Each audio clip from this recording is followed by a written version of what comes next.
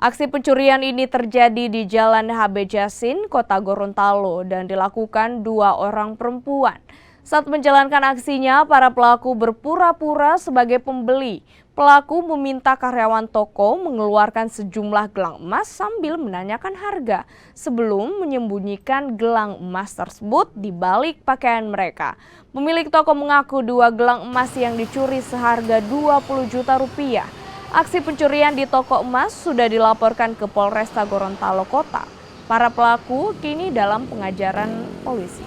Dia pakai pelan-pelan, terus dia kebetulan pakai baju sweater kayak begini, jadi dia masukkan ke dalam kayak begini. Lama-lama anak-anak mungkin dia tanya kalkulator, dan pelan-pelan dia tutup seperti begitu, maka hilanglah jejaknya di sini. Gelang 2, iya.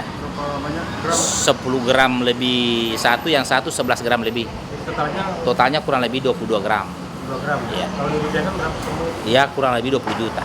Iya, kita tanya CCTV, naik motor juga nggak apa. Satu-satunya cara kita kalau bisa terdeteksi dari sepeda motor itu.